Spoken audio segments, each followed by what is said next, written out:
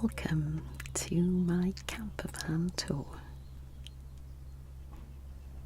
Come on inside, let's show you around.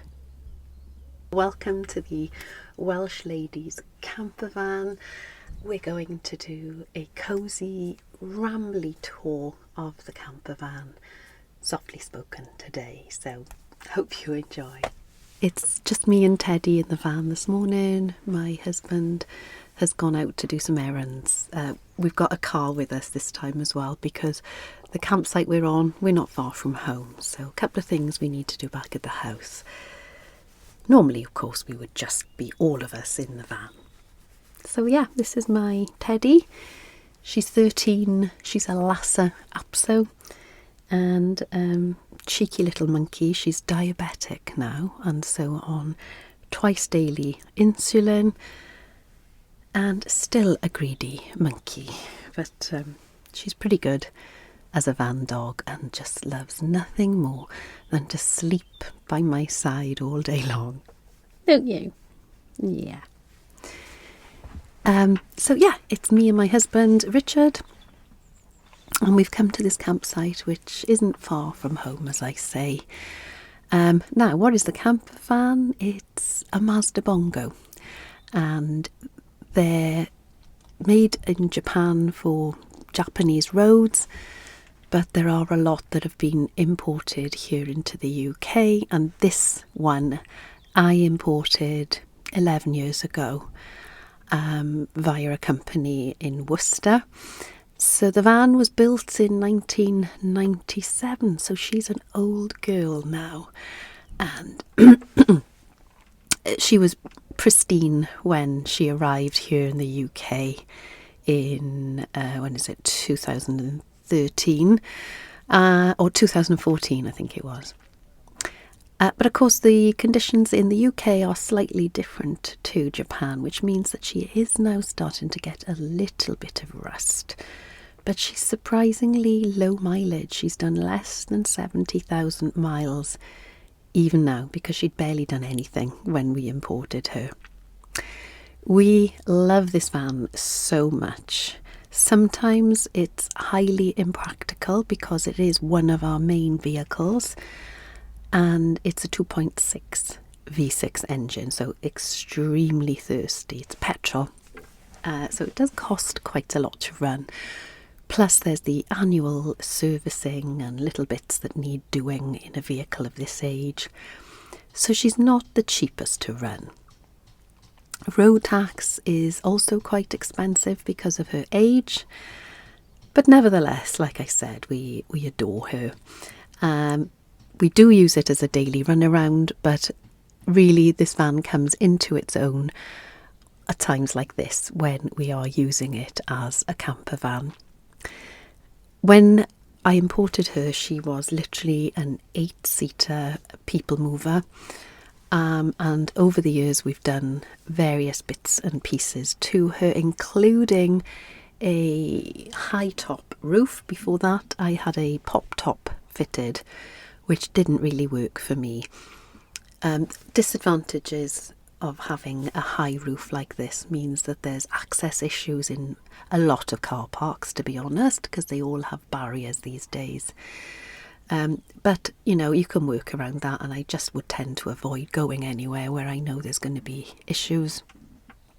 And it just means that I can park up. I'm not having to fiddle with a pop-top roof, and I can stand up fine. My husband is over 6 foot, so he struggles a little bit, but it's absolutely perfect for me. Let me show you. Yep, that's me standing up. And yeah, let's do a little tour, show you around. Let's start on the outside. Here's my beautiful van, and this is the outline of the high top roof, which was a later addition, as I say. She's still got her 80s Go Faster stripes. I've just never felt inclined to change the paintwork. We did have this bike rack fitted, which I have to say doesn't get an awful lot of use. And I love the original Japanese stickers which I've left, and this is one that we put on a trip to France pretty much the first year we had her. And this one, for anyone who remembers, during COVID lockdown you could camp on your drive, and people bought these stickers, including myself. The rear windows are all tinted, so you get these lovely reflections. And here we are inside. So the passenger seat here swivels around, and we added that later, and it's really opened up a lot of space. And if I sit on that seat, you can see, it just makes the van feel a lot bigger. All my ASMR recording stuff is out today on the table, and we have opted for a side bench, and this pulls out at night from here across to the doors to make a nice double bed. Various mats for comfort, and then chairs and tables and things get stored underneath. The floor mat is a must, and under that we have the carpet taken out and this rather practical vinyl put in. So that's my day setup, and the inside of the high top, as you can see with the windows, it does let in lots of light, which I love, and there is lots of storage as well. This is over the driver's cab, and we keep bedding and clothes and, well, lots of stuff in here actually. It's really, really big and reflective. The table clips on over on that rail over there. You can move it around, put it in different places. Its leg folds away. When it's not being used, it gets stored under the side bed here. And at night it goes between these rear cupboards and forms the head part of our bed. Inside these, more storage, lots and lots of room actually for all sorts of stuff. And I opted for a rear kitchen, and this is the cupboards that we keep the groceries in. Tins, salt, pepper, bread, you name it, it all goes in there. And then we top up when we're away for all the things we're going to need. And chopping boards go in here, as well as scissors and various tools. In the other cupboard then we've got a cool box. We don't have a fridge.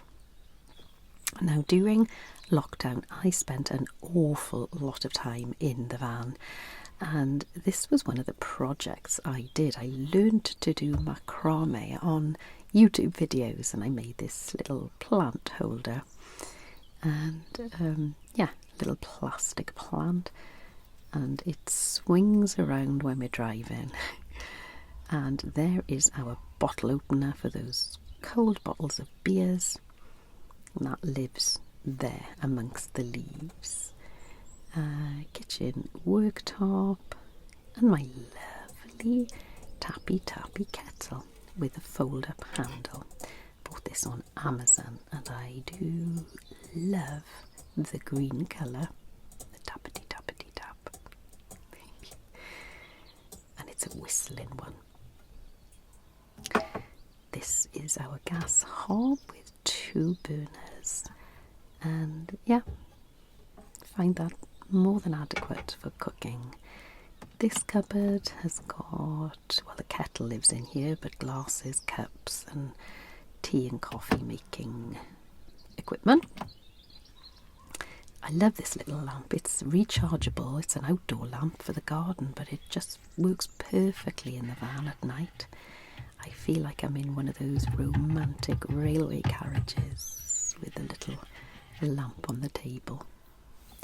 This is my ration pack, and bought it along because I'm going to do an unboxing of it. It's military rations, so I thought that would make a good video. This is another rechargeable light from Amazon. Kitchen roll, fire blanket, extra kitchen roll. We go through loads of that in the van.